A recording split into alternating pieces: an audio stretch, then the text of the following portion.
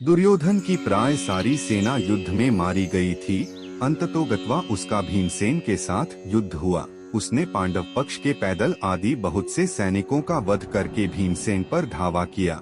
उस समय गदा से प्रहार करते हुए दुर्योधन के अन्य छोटे भाई भी भीमसेन के ही हाथ से मारे गए। अपने राजा दुर्योधन की ऐसी दशा देखकर और अपने पिता द्रोणाचार्य की मृत्यु का स्मरण कर अश्वत्थामा अधीर हो गया।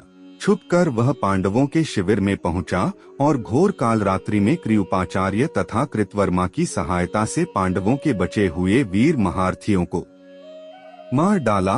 केवल यही नहीं, उसने पांडवों के पांचों पुत्रों के सिर भी अश्वत्थामा ने काट डाले। अश्वत्थामा के इस कुकर्म की सभी ने निंदा की, यहाँ तक कि दुर्योधन तक को भी यह अच्छा नहीं लगा। पुत्रों के हत्या से दुखी द्रौपदी विलाप करने लगी।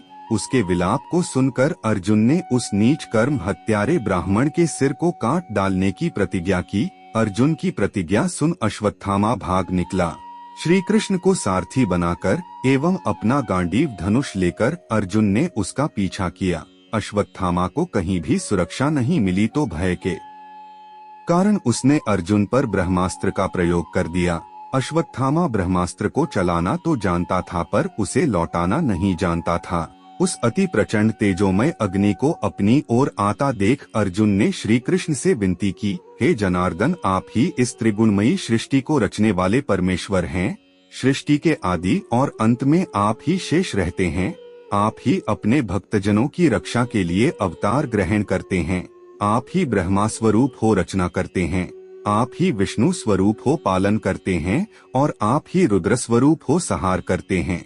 आप ही बताइए कि यह प्रचंड अग्नि मेरी ओर कहां से आ रही है और इससे मेरी रक्षा कैसे होगी। श्री कृष्ण बोले, है अर्जुन, तुम्हारे भय से व्याकुल होकर अश्वत्थामा ने यह ब्रह्मास्त्र तुम पर छोड़ा है।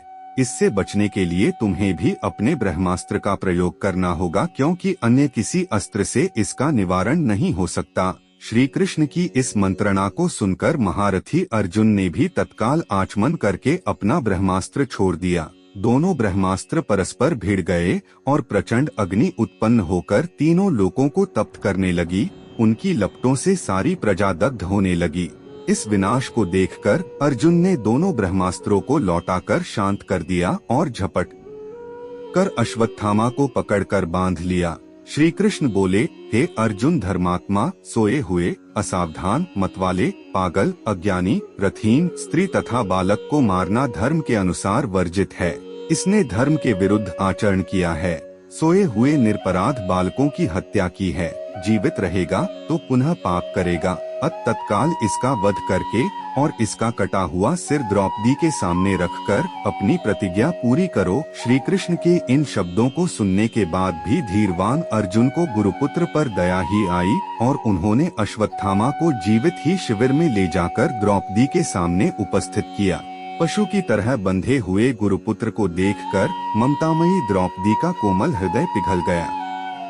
उसने गुरुपुत्र को नमस्कार किया और उसे बंधन मुक्त करने के लिए अर्जुन से कहा, इनके वध करने से मेरे मृत पुत्र लौटकर तो नहीं आ सकते, आप इन्हें मुक्त कर दीजिए। द्रौपदी के इन न्याय तथा धर्मयुक्त वचनों को सुनकर सभी ने उसकी प्रशंसा की, किंतु भीम का क्रोध शांत नहीं हुआ। अर्जुन ने अपनी तलवार से अश्वत्थामा के सिर के केश काट डाले और उसके मस्तक की मणि निकाल ली। मणि निकल जाने से वह श्रीहीन हो गया।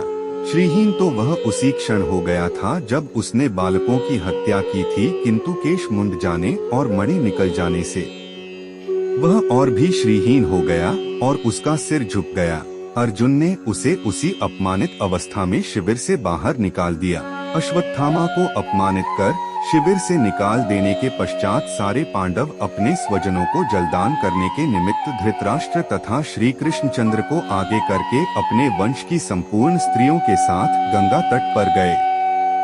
उसी समय एक अपूर्व घटना हुई। उन्होंने देखा कि उनकी वधू उत्तरा ने व्याकुल स्वर में कहा कि मुझे बचाओ, मेरी रक्षा करो, आप योगेश्वर हैं, देवताओं के भी देवता हैं, संसार की रक्षा करने वाले हैं, आप सर्वशक्तिमान हैं। यह देखिए प्रज्वलित लोहे का बाण मेरे गर्भ को नष्ट न कर दे है, प्रभो आप ही मेरी रक्षा करने में समर्थ हैं। ऐसे कातर वचन सुनकर श्री कृष्ण तुरंत रथ से कूद पड़े और बोले कि अश्वत्थामा ने पांडव वंश को नष्ट करने के लिए फिर से ब्रह्मास्त्र का प्रयोग किया है, जिससे उत्तरा का गर्भ अत्यंत जलने लगा, परंतु श्री कृष्ण ने अपने तप से शिशु को पुनर्जीवित कर दिया।